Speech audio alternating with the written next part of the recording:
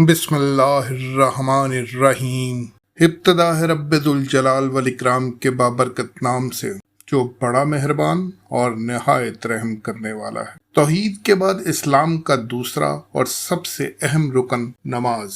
اللہ تعالیٰ نے انسان کو اپنی عبادت کے جتنے بھی طریقے بتائے ان میں نماز سب سے زیادہ اچھا اور شاندار طریقہ بندگی ہے۔ مرنے کے بعد روز قیامت انسان سے سب سے پہلے نماز ہی کا حساب ہوگا۔ نماز اتنا اہم فریضہ ہے کہ جو کسی بھی حالت میں معاف نہیں ہے۔ بیماری ہو یا صحت، سفر ہو یا حضر، خوشی ہو یا غم، جنگ ہو یا امن، کسی بھی حالت میں نماز کا چھوڑ دینا اللہ کو گوارا نہیں ہے۔ اس کی وجہ یہ ہے کہ نماز مومن کی اپنے رب سے ملاقات، بات چیت کا ذریعہ ہے، اور انسان کسی بھی حالت میں اپنے رب سے بے نیاز نہیں رہ سکتا ہے۔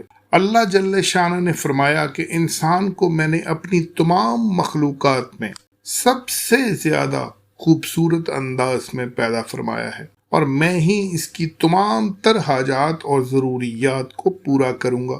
بس یہ مجھے اپنا خالق، مالک، رازق مان کر مجھ سے لو لگا لے اور مجھ سے ہی اپنی تمام مشکلات بیان کیا کرے اور مجھ ہی سے مانگا کرے۔ نماز انسان کی اپنے رب سے براہ راست مانگنے کا ذریعہ اور طریقہ ہے۔ دلچسپ بات یہ ہے کہ نماز جہاں رب سے براہ راست اپنی ضروریات بیان کر کے مانگنے کا ذریعہ ہے، وہاں نعمتیں مل جانے کے بعد اس رب عظیم کے شکر ادا کرنے کا بہترین طریقہ بھی نماز ہے۔ نماز کتنی اہم عبادت ہے، اس کے بارے میں نبی کریم صلی اللہ علیہ وآلہ وسلم کا ارشاد ہے کہ مسلمان اور کافر کے درمیان فرق کرنے والی چیز نماز ہے، اور اللہ تعالیٰ کا دوست بننے، اس کے قریب ہونے کا سب سے آسان راستہ بھی نماز ہے۔ فجر کی نماز پڑھنے سے انسان کے رزق میں برکت ہوتی ہے اور دن بھر تمام امور زندگی نمٹانے کے لیے اللہ کی مدد حاصل ہو جاتی ہے۔ ظہر نماز پڑھنے سے انسان کو اپنے بدخواہوں، حاسدوں اور دشمنوں پر فتح حاصل ہوتی ہے۔ نماز عصر پڑھنے سے انسان کی جسمانی اور روحانی صحت میں ترقی ہوتی ہے اور آدمی تمام بیماریوں اور حادثات سے اللہ کی پناہ میں آ جاتا ہے۔ مغرب نماز پڑھنے کا انعام یہ ہے کہ انسان کے کھانے پینے میں برکت ہوتی ہے اور ایسے شخص کا خاندان فاقوں سے بچا رہتا ہے۔ نماز عشاء پڑھنے کا انعام یہ ہے کہ انسان کی رات خیر و عافیت سے گزرتی ہے اور پرسکون نیند کے مزے لیتا ہے۔ پریشانیاں، الجھنیں اور تفکرات اس کے آرام میں خلل نہیں ڈالتے۔ ایک بزرگ کے پاس جو شخص بھی اپنی جس قسم کی پریشانی لے کر آتا تو وہ اسے نماز پنجگانہ کی پابندی کی تلقین فرماتے۔ کسی نے پوچھا، حضرت کوئی خاندانی جھگڑا لے کر اس کے حل پوچھنے آتا ہے، کوئی کاروبار میں ترقی کے لیے دعا کرانے آتا ہے، کوئی بیماری کے ہاتھوں پریشان آتا ہے، آپ ہر کسی کو نماز پڑھنے کے لیے ہی کہتے ہیں، اس کی وجہ کیا ہے؟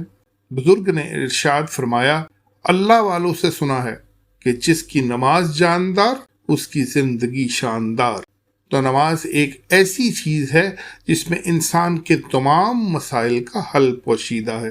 اللہ ہمیں اس بات پر یقین کامل نصیب فرمائے۔ یہ حقیقت ہے کہ اگر ایک مسلمان زندگی میں 5 وقت نماز کی باجماعت پابندی کر لے تو کوئی پریشانی اس کے قریب نہیں آتی، کیونکہ ہر ایک نماز انسان کے ایک بڑے مسئلے کا حل ہے، اور یہی بڑے مسائل تمام انسانوں کے مسائل کی بنیاد ہیں۔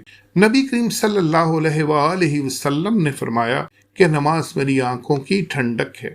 ایک صحابی رضی اللہ تعالی عنہ نے عرض کیا، یا رسول اللہ، میری خواہش ہے کہ جنت میں آپ کے ساتھ رہوں۔ اس پر آپ صلی اللہ علیہ وآلہ وسلم نے فرمایا کہ اگر آخرت میں میرا قرب حاصل کرنا چاہتے ہو تو دنیا میں سجدوں کی کثرت کے ساتھ میری مدد کیا کرو۔ نماز ہر عاقل بالغ مرد عورت پر فرض ہے۔ نماز کی پابندی کے ساتھ جہاں بے شمار انعامات اور فضائل کا وعدہ ہے، وہاں پر نماز چھوڑ دینے پر سخت ترین وعیدیں بھی آتی ہیں۔ مثلا احادیث مبارکہ میں فرمایا گیا ہے کہ جو شخص نماز چھوڑتا ہے تو وہ ایسا ہے کہ گویا اس نے اپنا سب کچھ تباہ کر لیا۔ ایک جگہ آیا ہے کہ جو شخص جان بوجھ کر نماز چھوڑتا ہے تو اللہ کی ذمہ سے بری ہے، یعنی اس پر اب مصائب بھی ٹوٹ پڑیں تو اللہ کو اس کی کوئی پرواہ نہیں۔ بے شک نماز میں شفا ہے۔ کینیڈا میں ایک ڈاکٹر نے اپنے زیر علاج ایک مریض کو جسے پاگل پن کے دورے پڑتے تھے یہ علاج بتایا کہ صبح و شام اپنے سر اور گردن پر پانی کے چھینٹے مارا کرو یا ہاتھ گیلے کر کے سر اور گردن کے پیچھے پھیرا کرو۔ مریض نے ایسا کرنا شروع کر دیا تو چند ماہ بعد ہی اس کی بیماری ختم ہو گئی۔ ایک دن یہی مریض ایک مسجد کے قریب گزرا تو اس نے لوگوں کو وضو کرتے دیکھا اور یہ دیکھ کر حیران رہ گیا کہ جس طرح وہ ہاتھ گیلے کر کے اپنے سر اور گردن کے پیچھے پھیرا کرتا تھا وہ لوگ بھی اسی طرح کر رہے تھے۔ اس نے پوچھا کہ یہ تم کیا کر رہے ہو؟ مسجد میں موجود تمام نمازیوں نے بتایا کہ اس طریقے کو وضو کہتے ہیں اور یہ ہم سر اور گردن کا مسح کرتے ہیں اور ہمیں یہ طریقہ ہمارے نبی محمد مصطفیٰ صلی اللہ علیہ وآلہ وسلم نے بتایا ہے۔ یہ سنتے ہی وہ شخص مسلمان ہو گیا۔ بعد میں اس نے اپنے ڈاکٹر سے اس کا ذکر کیا تو ڈاکٹر بھی مسلمان ہو گیا اور اس نے تحقیق کی کہ وضو کی برکات ہے کہ دنیا بھر میں پاگل پن کے مریضوں کی تعداد میں مسلمانوں کی تعداد تقریباً نہ ہونے کے برابر ہے۔ سبحان اللہ، صدق اللہ العظیم۔ میرا چینل سبسکرائب کرنا، لائک کرنا مت بھولیے گا۔